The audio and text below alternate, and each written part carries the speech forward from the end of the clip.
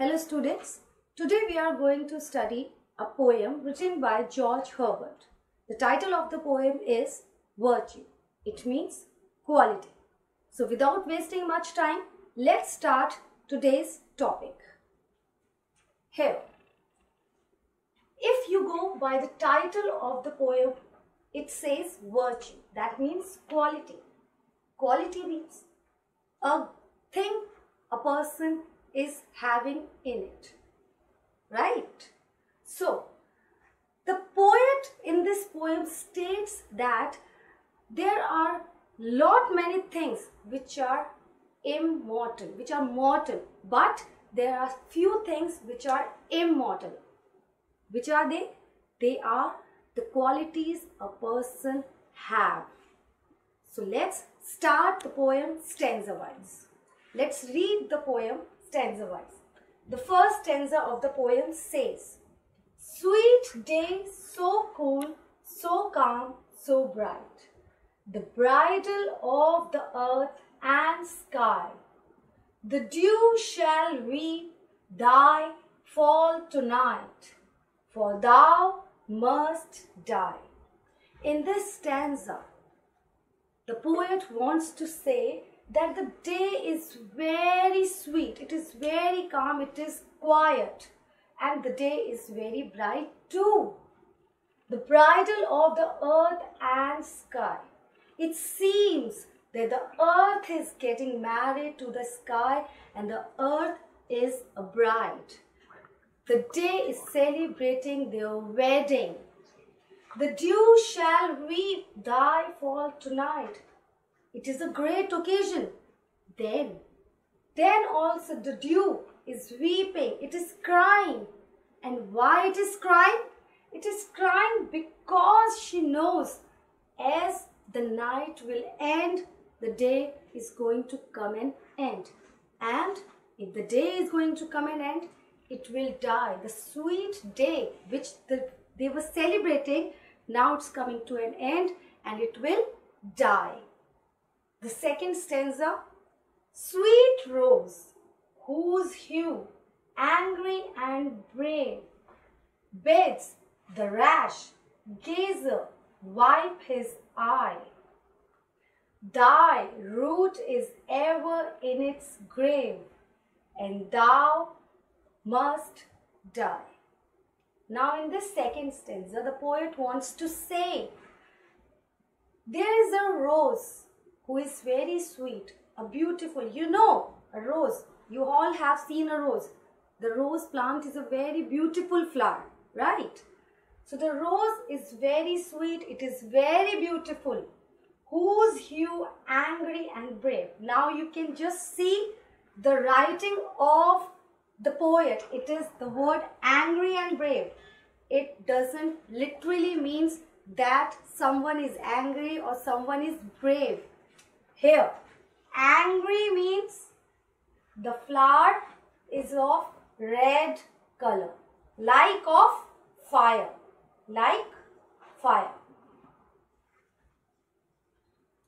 And brave, it means that the flower is very bright.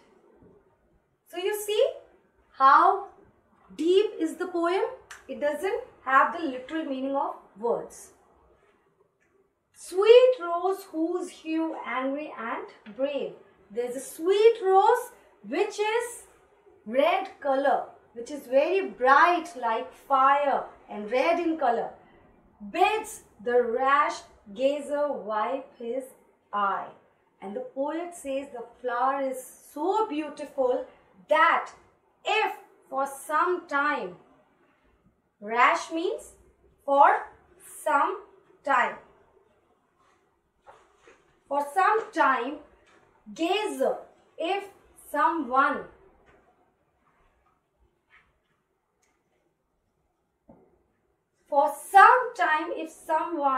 sees that flower, watches that flower, wipe his eye, then his eyes will fill with tears. The flower is so beautiful. Thou right is ever in its grave. But then, again, the poet is saying He's deeply is not understanding that the rose is not understanding that he doesn't know that wherever he has taken birth, he is going to die over there. Under its roots, its grave being digged.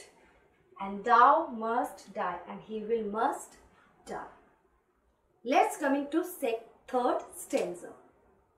Sweet spring, full of sweet days and roses, a box where sweets compacted lie, my music show, ye have your closes, and all must die. Now in this paragraph, the poet wants to say, he's talking about the spring season.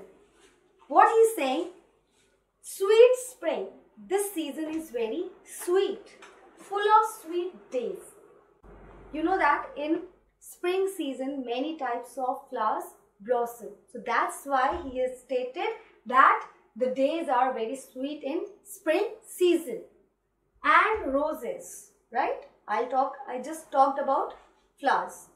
A box where sweets compacted lie. It seems that the spring season is compared here, a box filled of chocolate sweets, right? A spring season has many qualities. My music show, ye have your closes, but my music, the song I am singing, the poem I am writing, whatever I am saying, it's kind of a music and states that all must die.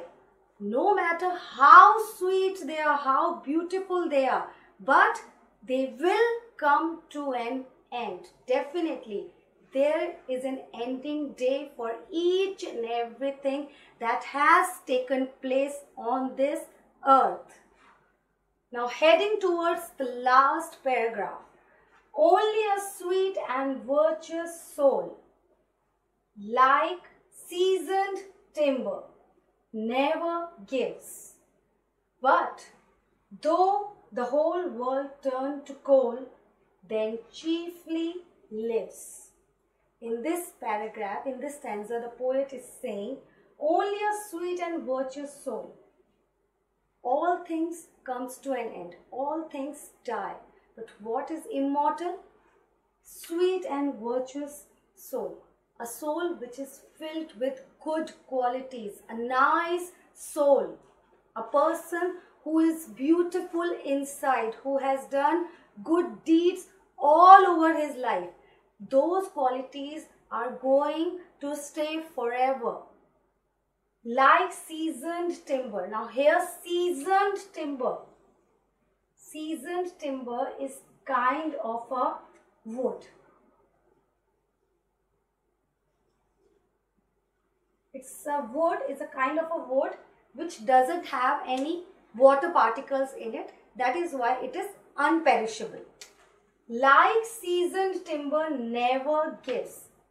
Like a seasoned timber which never gets perished, which never comes to an end, which never dies. That is a virtuous soul. It will not come to an end. The good qualities will never leave this earth. But though the whole world turn to coal, doesn't matter. The whole world comes to an end. But the good deeds are not going to come an end. They are not going to die. Then chiefly lives. They are going to stay on this earth forever. So let's do the exercises now. Let's read the question number 1. What does the poet mean by the opening lines? Sweet day to the sky. In these lines, already we have learned in the exposition of the poem. In these lines, the poet wants to say that the day is very bright. It is a very sweet day. It is a very calm and quiet day, and it seems that the earth is getting married to the sky and the day is celebrating their wedding, isn't it? The questions are very easy and I have a full confidence that you can all solve these questions on your own. So let's read our second question. What will live forever? Why does the poet think so? Now here you have to create your answer in your own words. What will live forever? Everything is going to come and end, but what is not going to come and end? Yes, that is good. That is correct. Your good qualities are not going to come and end. They will not die. Why does the poet think so? Why does the poet think so? Everything that takes birth in this on this earth comes to an end. It dies. But your qualities, the good deeds you do in your lifespan, it doesn't die. People remember those things after you leave the earth. Let's read the third question. Now the third question is directly from the poem line. Let's read the question.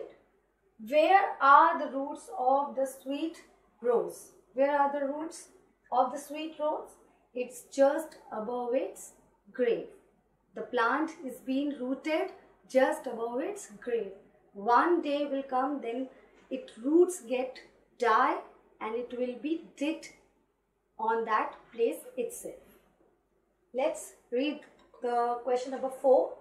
Do you agree with the thought of the poet presents in the last 2 lines? Express your views. Now definitely the poem is written beautifully, and why we are not going to agree? It is quite real. It is quite true. Everything comes to an end. We, the people, we the humans come to an end. The plants, everything gets demolished eventually one day.